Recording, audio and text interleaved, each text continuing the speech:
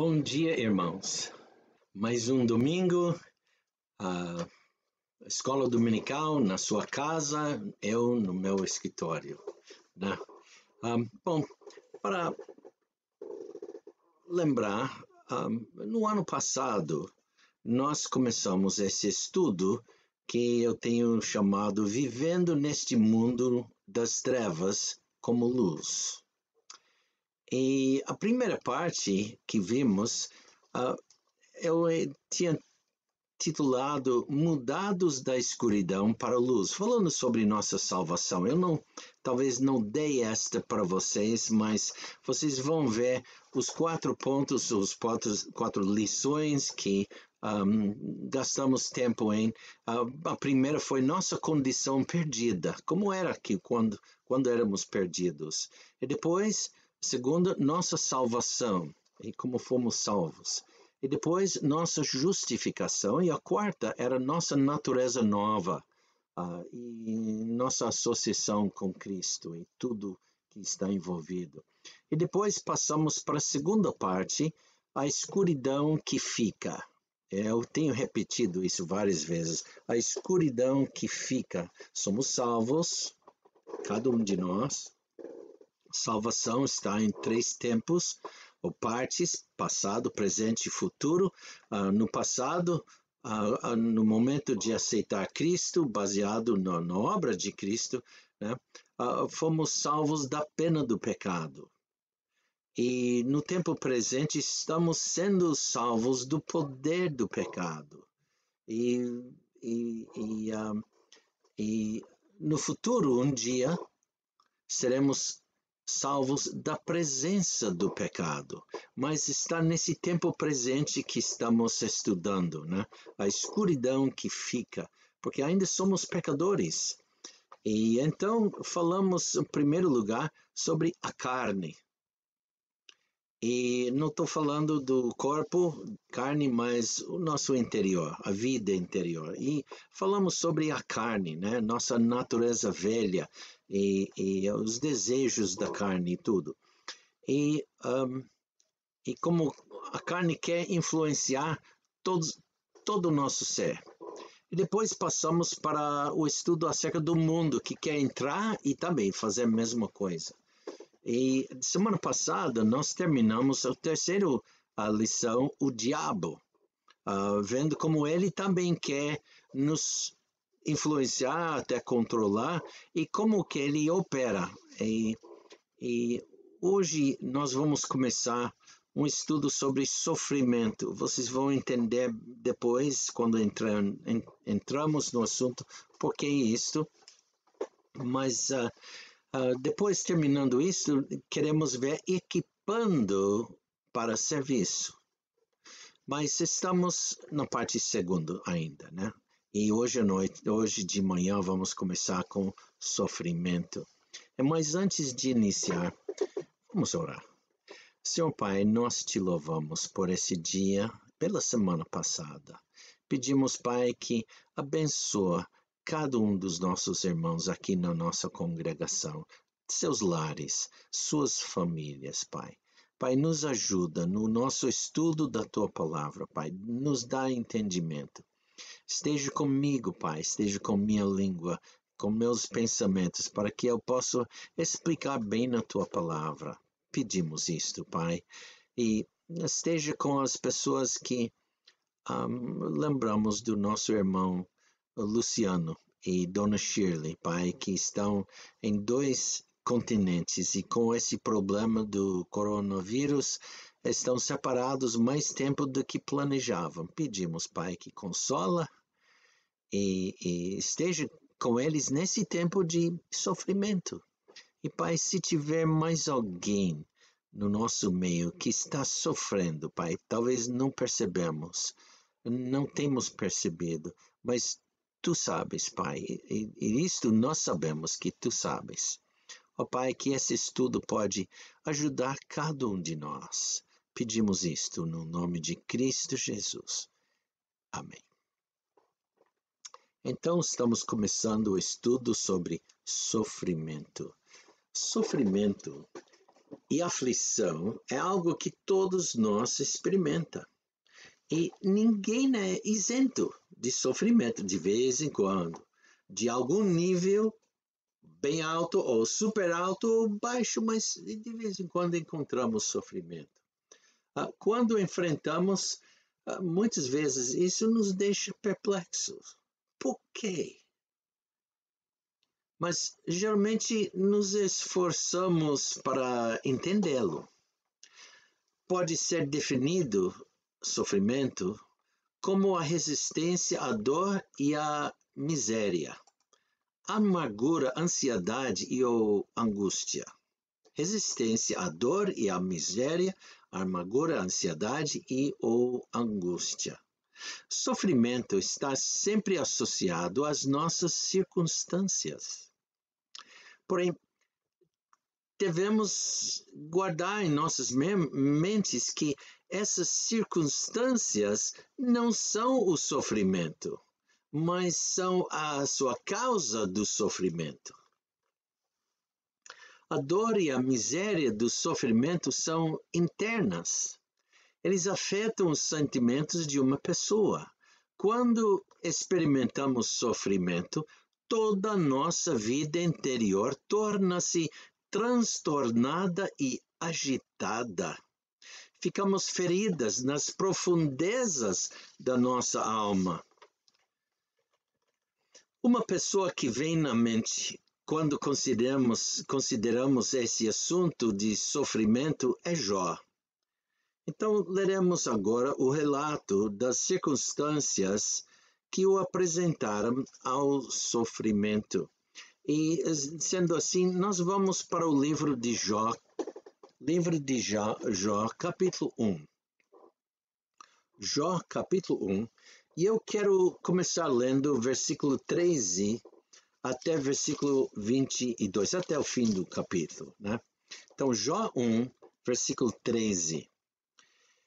E sucedeu um dia em que seus filhos e suas filhas comiam e bebiam vinho na casa de seu irmão primogênito, que veio o mensageiro a Jó e lhe disse: os bois lavravam e as jumentas pastavam junto a eles, e deram sobre eles os sabeus e os tomaram, e os servos feriram, e aos servos feriram ao fio da espada. E só eu escapei para trazer-te a nova. Estando ainda este falando, veio outro e disse: fogo de Deus caiu do céu e queimou as ovelhas e os servos e os consumiu, e só eu escapei para trazer-te a nova. Parando aqui um minuto, eu reparo uma verdade.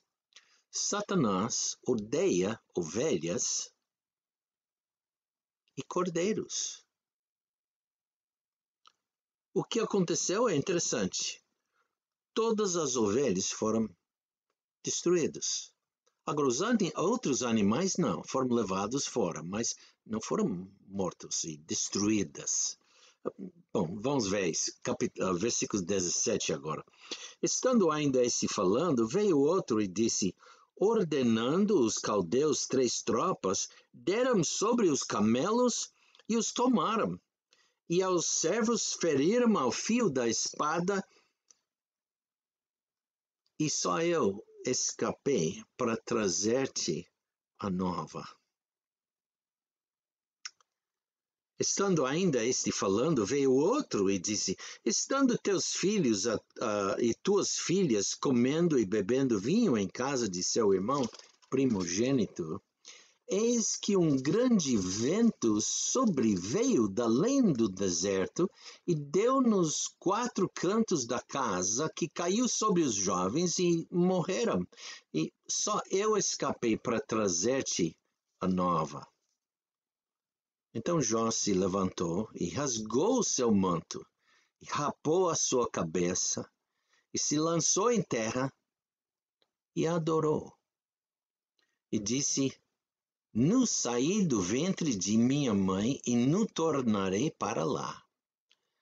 O Senhor o deu, e o Senhor o tomou. Bendito seja o nome do Senhor. Em tudo isto, Jó não pecou, nem atribuiu a Deus falta alguma. Poxa, né? E nem atribuiu a Deus falta alguma.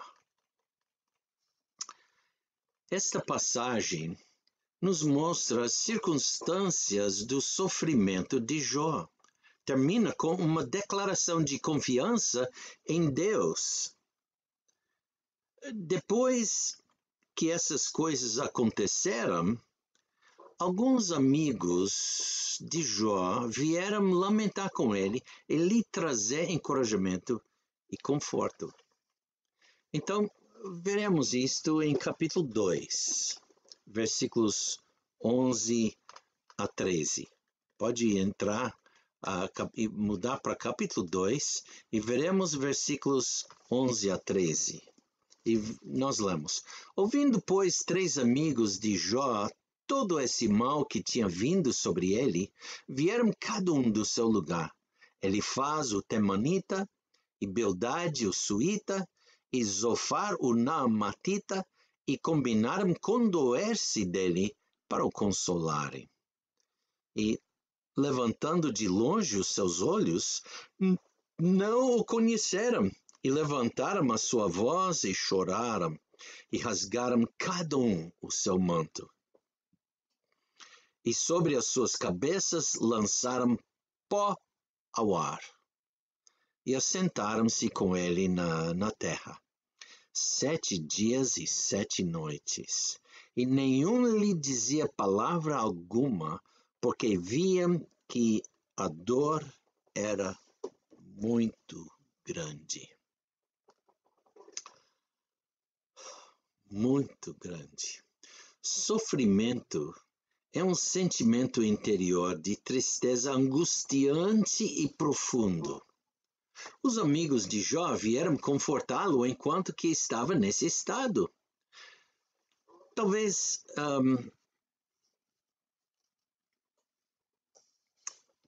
ele pensou: que bom! Meus amigos chegaram e estão comigo. Mas o encorajamento terminou quando tentaram designar causas humanas para o problema dele.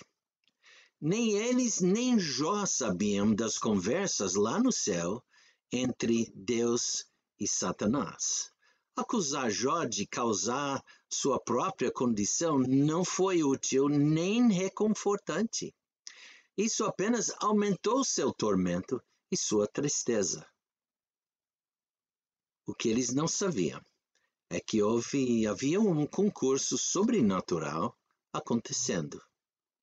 Deus e Satanás discutiam sobre Jó. Então, veremos isto olhando aos versículos 8 a 12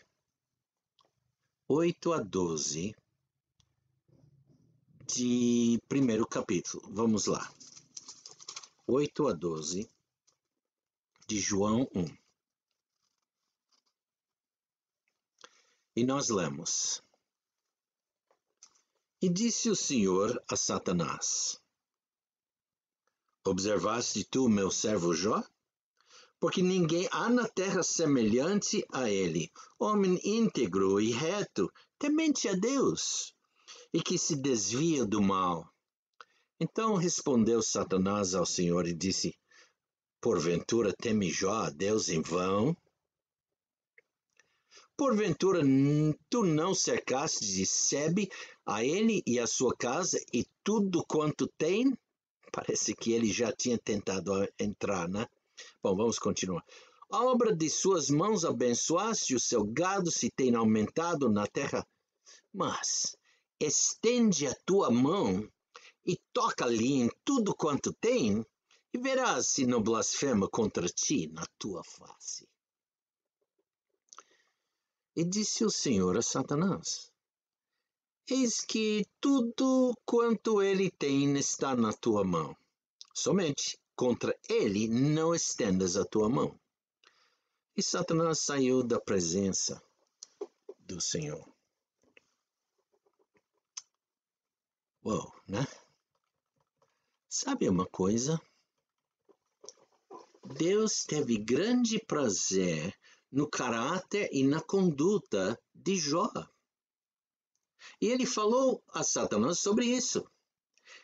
Em resposta, Satanás o acusou e disse a Deus que Jó o amaldiçoaria se toda a sua substância fosse retirada. Para provar que Satanás estava errada, Deus lhe deu permissão para tirar a substância de Jó. Depois que ele fez isso, Deus disse isso a Satanás. Veja versículo 3 do capítulo 2. Versículo 3 do capítulo 2. E disse o Senhor a Satanás: observaste o meu servo Jó? Porque ninguém há na terra semelhante a ele, homem íntegro e reto, temente a Deus e que se desvia do mal e que ainda retém na sua sinceridade, havendo-me tu incitado contra ele para consumir sem causa.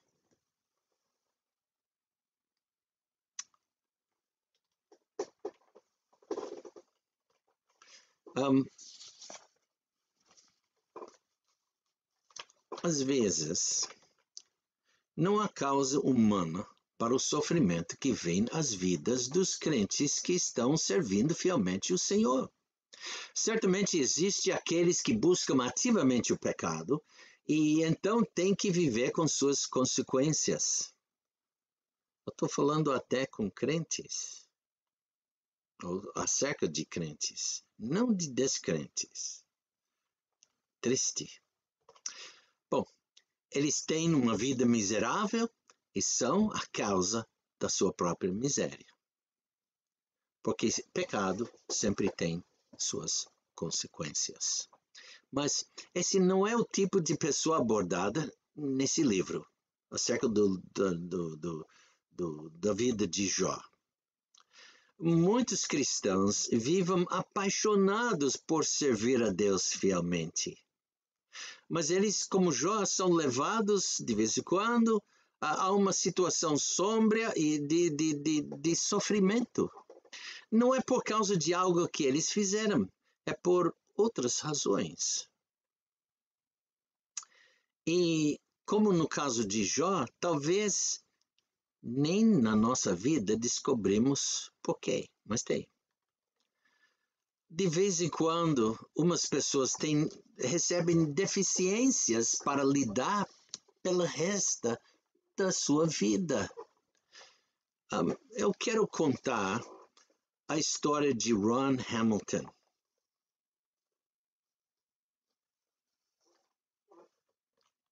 Ele tinha formado de Bob Jones University no ano 1973, o ano que Jane e eu entramos na missão. Ele casou com Shelley Garlock, a filha de Frank e Flora Jean Garlock, no ano de 1975.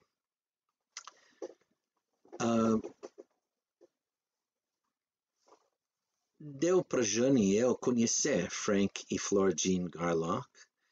Depois de um ano no Brasil, eles vieram para conduzir um seminário sobre música lá em São Paulo.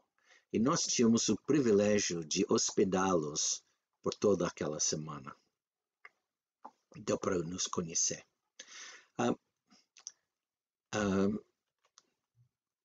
O Ron começou servindo no ministério na área de música com seu sogro e também dirigindo o programa de música numa igreja batista.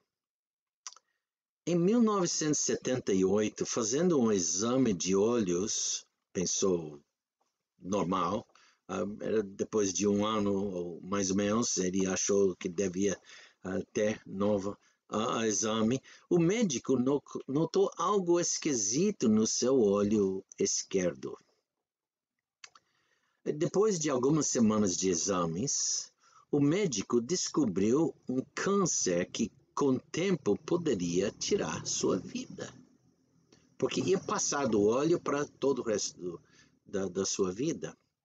Foi um tempo muito difícil para ele e a família. E, em tempo, ele foi fazer operação para remover esse negócio do seu olho. Durante a operação, foi descoberto que a situação era pior do que diagnosticado. Enfim, ele perdeu o olho. Eles tinham que retirar o olho. Não houve outro jeito. Depois que acordou da cirurgia e estava recuperando lá no hospital, antes de sair para casa, o médico lhe deu um tapa-olho. Ele ficou devastado. Quer dizer que eu preciso usar isso o resto da minha vida? Você não tem olho. Foi um tempo muito difícil para ele e também para a família. Passou dias, umas semanas difíceis. Mas sabe, Deus transformou esta perda em uma grande bênção. Permitiu que o sofrimento entrasse na sua vida para que ele ficasse mais perto de Deus. Logo, então, saiu seu primeiro hino baseado no livro Filipenses, capítulo 4, versículo 4. Conhece esse versículo? Regozijai-vos sempre no Senhor. Outra vez digo, regozijai-vos. O hino que foi escrito naquele tempo, vocês bem conhecem, está no nosso hinário. Sabe o que é? Regozija em Deus. A mensagem das palavras desse hino tem encorajado muitos desde então. Havia uma causa humana para tudo isso? Não. Não era culpa do médico, do cirurgião, nada. Seguiu de um ato de compromisso com o Senhor. Algo sobrenatural aconteceu. Como no caso de Jó, só podemos reconhecer a soberania de Deus e adorá-lo. Existem muitas outras circunstâncias que trazem sofrimento à vida dos crentes. Cada um deles traz dor interior e miséria.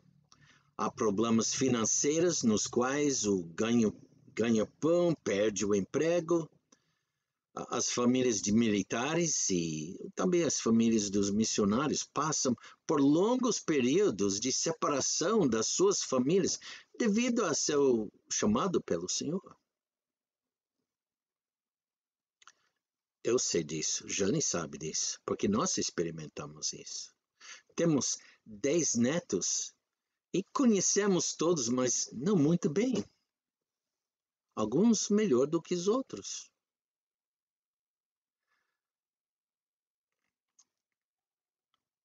Ou, no outro lado, às vezes os filhos abandonam o modo de vida cristão que lhes foram ensinado. E isso traz muito dor aos pais, que amam intensamente o Senhor e querem que seus filhos também o amem e vivem para Ele.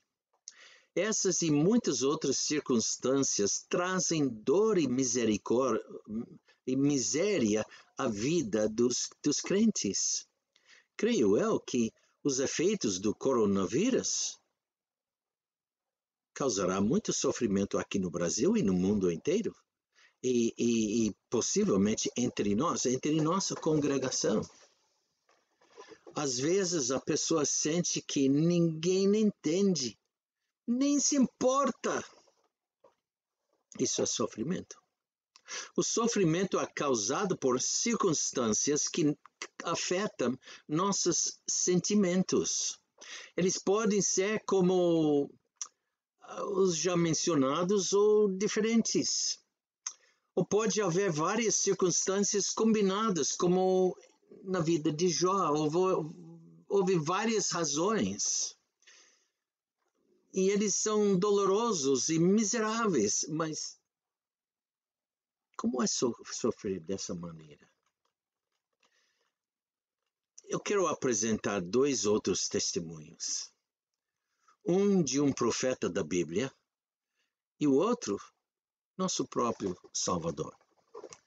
Para ver isso, vamos para o livro das Lamentações.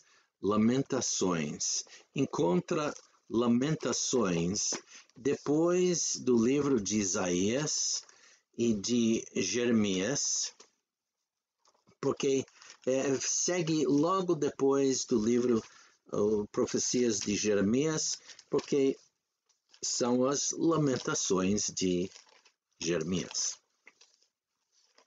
Então, Lamentações. Vamos para Lamentações. Talvez você vai encontrar antes do que é. Lamentações, capítulo 3. Lamentações, capítulo 3. Eu quero ler começando com versículo 1 até versículo 26.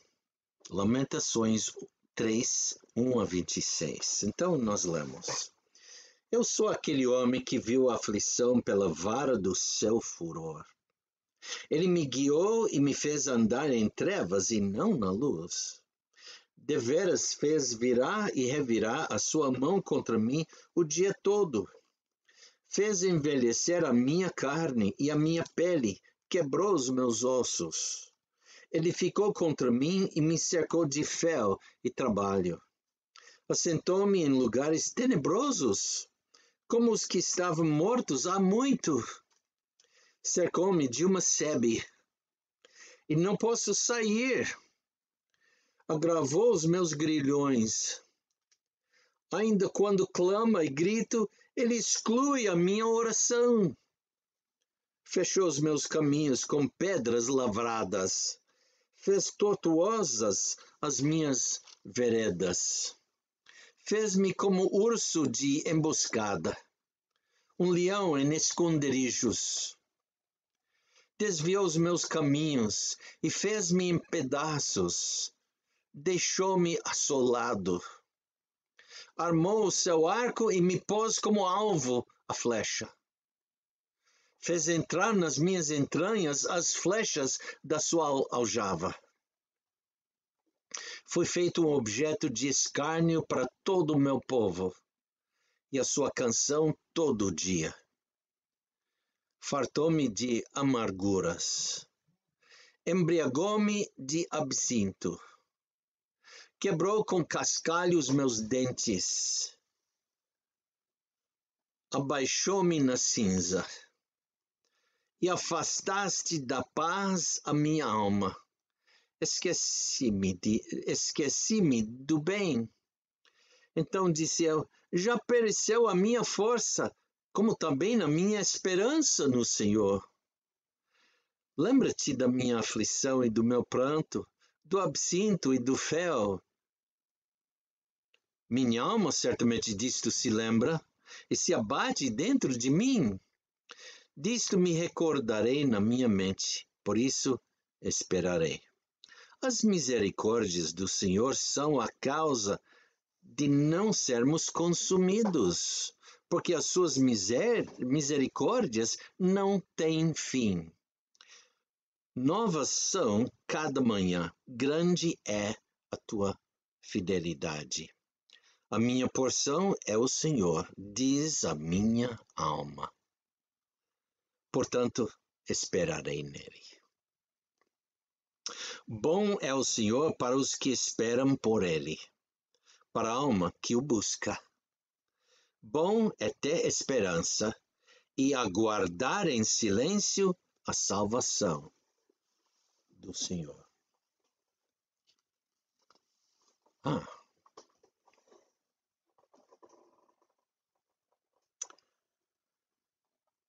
Acabamos de ler a terceira lamentação do profeta Jeremias.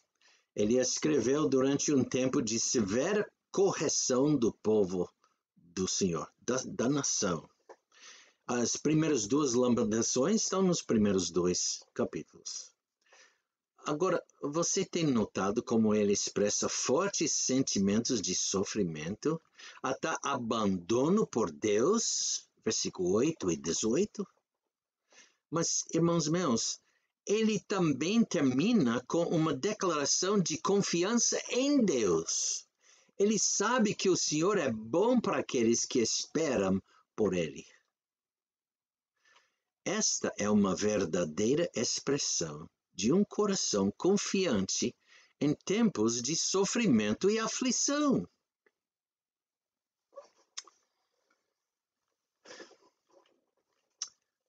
Próximo exemplo que eu quero mostrar de sofrimento é do nosso próprio Salvador, o Senhor Jesus Cristo.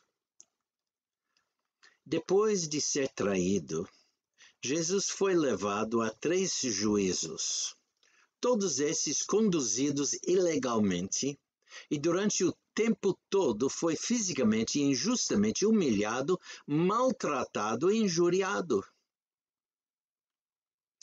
Lemos em Marcos capítulo 15, versículo 25, que ele foi crucificado à hora terceira do dia. Agora, esse está seguindo o horário judaico daquele tempo, né? E até hoje. O dia tem 12 horas, né? Então, 6 horas da manhã é 0 horas. O terceiro hora do dia é 9 horas, nosso tempo. O sexto hora é meio-dia. 9 hora é 3 horas da tarde e 6 horas da tarde, o fim do dia. E começa a noite, né? Durante esse tempo, não houve ninguém, nenhum dos seus discípulos, que apareceram para tentar o defender. Como que ele sentiu? Pensa nisto um minuto. Como que ele sentiu? Além disso, uma vez crucificado, vamos para Marcos capítulo 15. Marcos capítulo 15. Vamos ler versículos 29 a 32. Marcos 15, 29 a 32. E nós lemos assim: E os que passavam blasfemavam dele, maniando as suas cabeças e dizendo: tu que derrubas o templo, em 3 dias o edificas, salva-te a ti mesmo e desce da cruz.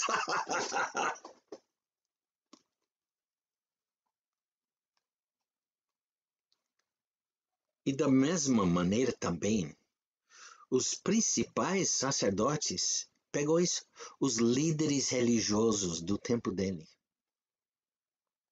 Os principais dos sacerdotes com os escribas diziam uns para os outros, zombando: salvou os outros e não pode salvar-se a si mesmo.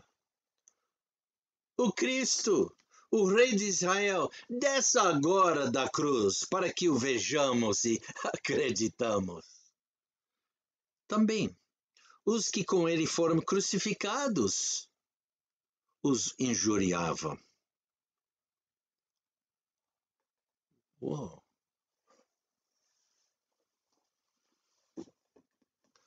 Como que ele sentiu?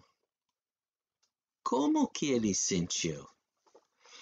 Sabemos também que na hora sexta, quer dizer, meio-dia, houve trevas sobre toda a terra, e isto por 3 horas. Chegando a hora nona, 3 horas da tarde, Jesus exclamou em voz alta, dizendo: Eloi, Eloi, lama sabachthani, que traduzido é: Deus meu, por que me desamparaste? Sabe uma coisa? Foi neste momento que a profecia messiânica começou a ser realizada do Salmo 22. Porque estas palavras são do Senhor Jesus Cristo ao estar na cruz. Então vamos para Salmo 22.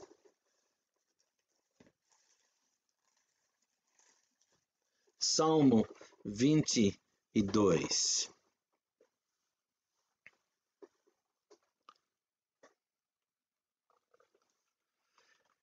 Nesse salmo encontramos os pensamentos que passavam na sua mente antes que morreu. Ninguém tem sofrido como ele, nunca.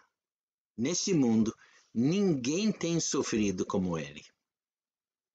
E lembra, ele sofreu por causa de nós, nossos pecados.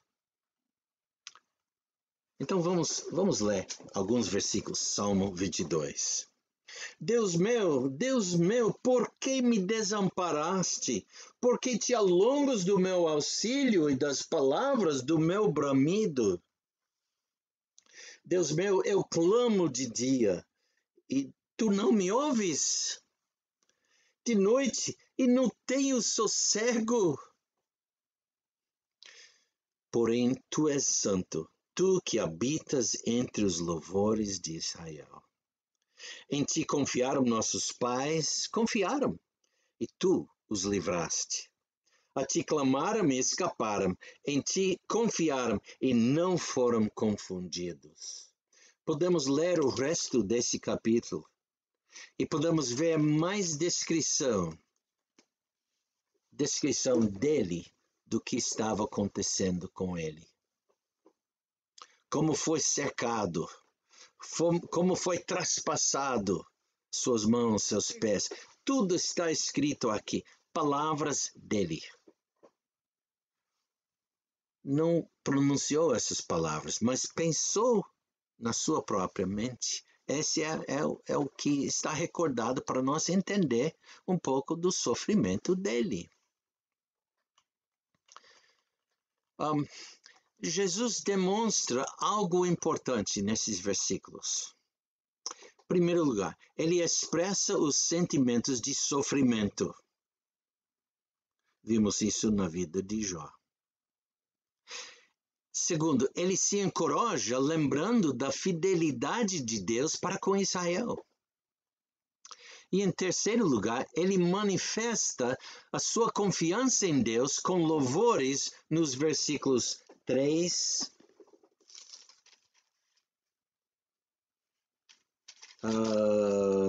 porém tu és santo, tu que habitas entre os louvores de Israel. Também versículo 22.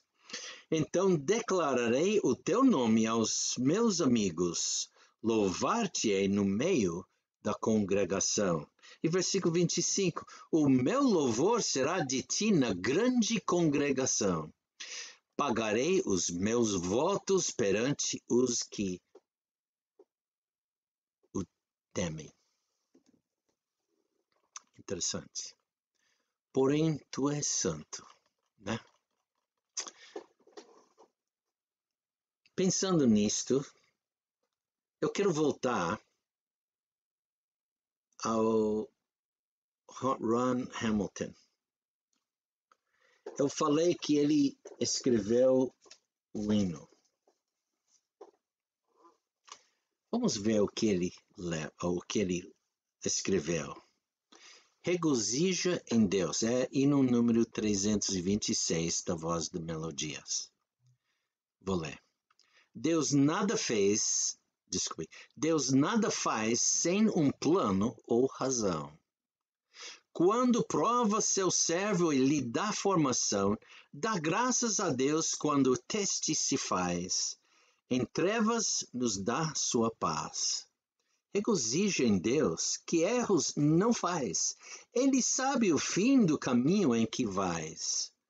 Pois, ao te provar, purificar, qual ouro então serás? Ron, no seu sofrimento, também se sentiu só, mas logo olhou para o seu Senhor. Então, o versículo 2 é: quando as trevas à frente se impõem, eu olho para a cruz que o Calvário expõe. Submeto-me ao Mestre. Não olho para trás, os planos que ele tinha para a vida passada. A paz vem e o medo desfaz. Regozije em Deus, que erros não faz. Ele sabe o fim do caminho em que vais. Pois, ao te provar, purificar, qual ouro então serás? Sim, posso ver. Provações vêm de Deus. Em amor, fortalece e limpa os céus. Meu Pai sempre faz o melhor, sim, eu sei. Eu limpo, mas fruto darei. Regozije em Deus, que erros não faz. Ele sabe o fim do caminho em que vais. Pois, ao te provar, purificar, qual ouro então serás? Uau, que coisa, né? Neste hino, como a lamentação de Jeremias, e como nós vimos na vida de Jesus, há uma expressão de sentimento de sofrimento, não bem forte nesse hino, mas está lá. Seguido por uma declaração de confiança em Deus. Ele tem a mesma combinação de reclamação e confiança em Deus. A queixa muitas vezes é que Deus aparentemente nos abandonou, como nós lemos de Jeremias. Clamamos por Ele, mas Ele não nos responde.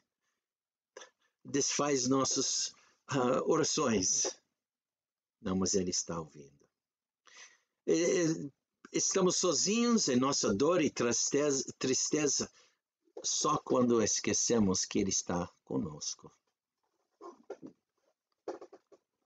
Mas, ao mesmo tempo, nesse hino e nos exemplos, é uma expressão do coração que ainda confia em Deus, independentemente dos sentimentos que tem. Essa deve ser nossa atitude também, no futuro. Por que Deus nos permitir sofrer assim? Talvez vamos saber, talvez não. Se examinarmos as Escrituras, encontramos pelo menos 3 propósitos que Deus tem para nosso sofrimento. E são estes: tornar-nos semelhantes à imagem de Cristo. Isso é lidando com nossa santificação. Em segundo lugar, para nos preparar para serviço ou ministrar a outros, lidando com nosso serviço e ministério. E terceiro, para testar nossa fé diante de Deus. Isto seria lidando com a sinceridade da nossa confiança. Uau. Nós vamos continuar a semana que vem e veremos esses 3 propósitos que Deus tem para o nosso sofrimento. Vamos orar. Senhor Pai, obrigado pelo privilégio que nós temos de estudar a Tua Palavra e também para estudar esse assunto, sofrimento. Pai, nos guarda nos nossos sofrimentos. Ó Pai, se alguém estiver sofrendo aqui, hoje, consola, encoraja. Pai, que essa pessoa volta à Tua Palavra, confiante em Ti. Pedimos tudo no nome de Cristo Jesus. Amém.